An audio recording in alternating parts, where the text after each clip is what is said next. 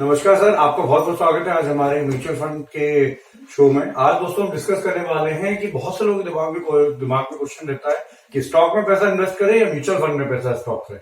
But ऐसा मेरा मानना है कि जो लोग सेम प्रोफेशन में हैं, मतलब उनका काम ही है कि स्टॉक मार्केट या उससे रिलेटेड किसी ऐसे डीमेट अकाउंट वाले में काम कर रहे हैं, किसी सिक्योरिटी में काम कर रहे हैं, तो 9 से 3 बजे तक का जो उनका काम है वो पूरा उसी में है। तो ऐसा मुझे लगता है कि केवल उन्हीं लोगों को स्टॉक में इन्वेस्ट करना चाहिए। अब क्वेश्चन है कि म्यूचुअल फंड ही क्यों? अगर आप म्यूचुअल फंड में देखें, आपको इसमें कोई दिमाग नहीं लगाना है। फंड मैनेजर है जो कि आपसे 1 से 2% की एक्सपेंस फीस चार्ज कर रहा है और वही एक्सपेंस फीस से आपको ओवरऑल पोर्टफोलियो मैनेज कर रहा है। दूसरा दोस्तों, अगर आप देखें कि म्यूचुअल फंड में आप 100 रुपए से भी इन्वेस्ट कर सकते हैं मिनिमम।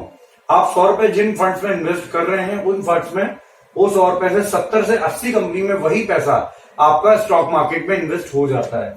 जबकि आप देखें और जबकि आप उन्हीं स्टॉक्स को अगर शेयर मार्केट से अगर या ट्रैक करेंगे तो आपको टीवी पे लगातार उसको ट्रैक करना पड़ेगा कि 70 से 80 कंपनी में किस कंपनी का शेयर ऊपर है, किसका नहीं जीते। तो वो तो वही हो गया ना 9 से 3 का जॉब आपका। तीसरा, mutual fund easy to track है। आप उसको आसानी से इजी टू ट्रैक कर सकते हैं। आप उसका सीएजीआर चेक कर सकते हैं। ऑलरेडी सब कुछ फैक्ट शीट वगैरह सब कुछ आपको दी जाती है जिससे आप उसको ट्रैक कर सकते हैं। इवन आप तो आपके इजीली ये मतलब आपके ऐप साइट सभी पर इजीली अवेलेबल है। उसके अलावा stock change as per the fund manager expertise. आप देखेंगे कि स्टॉक मैनेजर अपने फंड मैनेजर स्टॉक का एलोकेशन या री एलोकेशन अपने हिसाब से, अपने एक्सपर्टाइज के हिसाब से करता रहता है। तो आपको इसमें कोई वो नहीं लगाना है कि जैसे आप रिसेंटली एग्जाम्पल देखेंगे कि सुजलोन एनर्जी का शेयर 450 से 500 रुपए से अभी उसका शेयर कितना है, 8 रुपए 10 रुपए। अब आपको क्या लगता है कि इसमें किसी भी फंड मैनेजर ने क्या अपनी होल्डिंग अभी भी किसी फंड में रखी होगी? आंसर होगा उसने नहीं रखी होगी। इसलिए उसने नहीं रखी होगी क्योंकि उसको पहले ही पता चल गया होगा कि मेरा अब इस शेयर से बाहर आने का टाइम है। उसके अलावा अगर आप स्टॉक में देखेंगे, अभी आप ज्यादातर लोगों से पूछेंगे ना, नहीं भाई हम तो स्टॉक में इन्वेस्ट करते हैं। भाई कितना आपने इन्वेस्ट किया? क्या सारा पैसा लगा दिया? नहीं, 2 लाख रुपए लगाया, 3 लाख रुपए लगाया। जब आप सारा पैसा उसमें नहीं लगा रहे, अब आप पूछेंगे कि भाई आपने क्यों नहीं लगाया? उनके अरे भाई मार्केट में तो रिस्क है। रिस्क है, अगर हमने इन्वेस्ट कर दिया तो मार्केट में हमारा रिस्क हो जाएगा। तो आप जबकि आप कंपेयर टू म्यूचुअल फंड देखेंगे, वहां आप देखेंगे लोग अपना प्लान कर सकते हैं। दूसरा, सीनियर सिटीजन या पेंशन, जो भी अपना सीनियर सिटीजन या मान लीजिए कोई आदमी ले रहा है पेंशन अपना अडॉप्ट करना चाहता है, तो एक एग्जाम्पल से देखेंगे कि ICICI equity and debt fund ने अगर किसी ने 10 लाख रुपए 10 साल पहले लगाए होते तो उसका वैल्यू होता 17.60% का उसने सालाना रिटर्न दिया है और 7,20,000 रुपए। मतलब आपने 10 लाख रुपए दिए, 7,20,000 रुपए तो हमने उसके हिसाब से कंज्यूम कर लिए।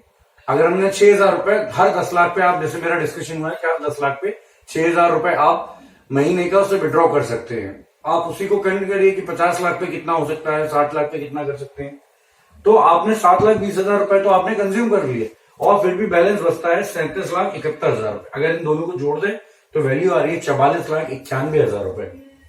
अगर यही चीज हम छोटे से देखते हैं कि आप एग्जाम्पल से देखें कि मान लीजिए कौन इसमें इक्विटी डेट फंड में कौन इन्वेस्ट और कर सकता है। अब आप एक छोटा सा एग्जाम्पल लीजिए कि 50 लाख रुपए है आपने इन्वेस्ट किया। बहुत से लोग पूछेंगे 50 लाख रुपए कहां से इन्वेस्ट करें, हमारे पास तो इतना पैसा नहीं है। वही जो आपने अननेसेसरी प्लॉट, फ्लैट या आपने ऐसी जगह पैसा लगाया हुआ है जो आपका डेट बना हुआ है, आपको रिटर्न नहीं आ रहा है उस पर, आप उस पैसे को कंज्यूम कर लीजिए। या आप कोई रजिस्ट्री करना चाहते हैं, जा रहे हैं, बट आप उस पैसे को करने की जगह, बहुत सारे लोगों ने वीडियो के बाद अपना चेंज भी किया परसेप्शन।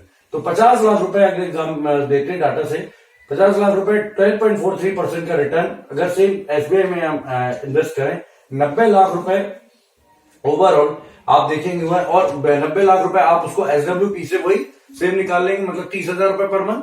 तो 30,000 पर मंथ आपने निकाला और वैल्यू कितनी मिलती है? 3,94,00,000 रुपए। अब आप 94 लाख रुपए आप उसके अपने छोटे मोटे और काम कर लीजिए, इन्वेस्ट कर दीजिए या किसी को बेबी को दे दीजिए, घर में दे दीजिए, वो भी खुश हो जाएंगे। आप 3 करोड़ रुपए आप उसको फर्दर कर दीजिए और आपकी जो एसडब्ल्यूपी अमाउंट है उसको आप डबल कर दीजिए। मतलब जो 30,000 ले रहे थे अब आप उसको डबल करके 60,000 कर दीजिए, क्योंकि आपकी इन्फ्लेशन भी बढ़ रही है।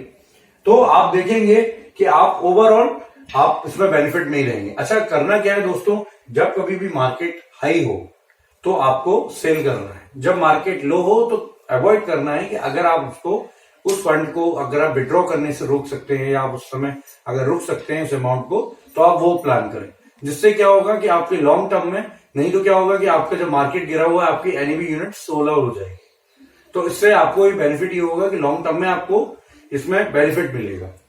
तो दोस्तों अगर आपको मेरा वीडियो अच्छा लगा हो तो मैं आपके फिर से रिक्वेस्ट करूंगा कि प्लीज लाइक करिए, शेयर करिए, व्हाट्सएप यूनिवर्सिटी में भी शेयर करिए, अपने पेरेंट्स के साथ, अपनी फैमिली के साथ। प्लीज प्लीज मेरे चैनल को सब्सक्राइब करिए, जिससे मैं और भी इससे रिलेटेड आपके लिए वीडियोस ला सकूं। जय भारत, जय हिंद।